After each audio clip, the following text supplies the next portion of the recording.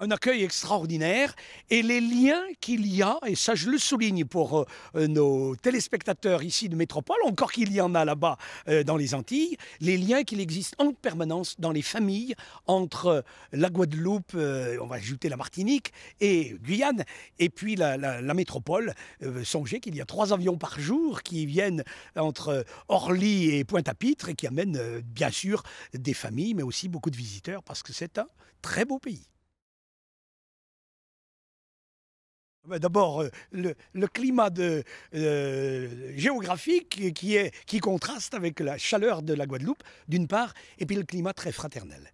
Et j'ai été très touché des multiples messages qui m'avaient été adressés lorsque j'ai été nommé par Benoît XVI en juin dernier. J'étais installé le 30 septembre, 2 évêques étaient venus de métropole, la conférence épiscopale était représentée. Alors ça a été une grande joie se replonger et puis d'accueillir les nouveaux. Et j'ai l'impression d'être un peu un nouveau, en recommençant, on va dire, puisque c'est avec une nouvelle mission et en partageant les joies et les soucis, les difficultés, mais en même temps aussi les espérances à travers les thèmes qui sont abordés.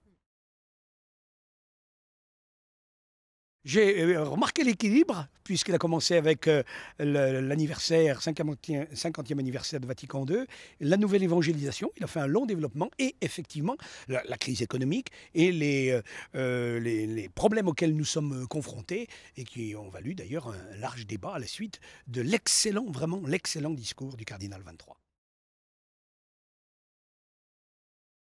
Nous sommes d'abord à réfléchir. Il faut la vertu de prudence et on va dire aussi de la lumière de l'esprit pour nous inspirer ce qui convient le mieux dans des échéances qui sont pour certaines très, très proches et comment être avec notre peuple et accompagner notre peuple à la suite des changements qui ont pris place dans notre pays.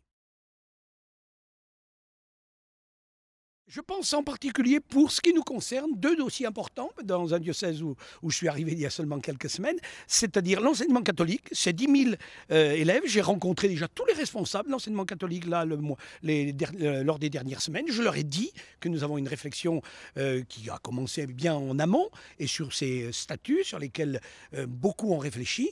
Et puis le diaconat, parce que le diaconat, c'est une réalité modeste chez nous, puisqu'il y a seulement 10 diacres et 60 prêtres.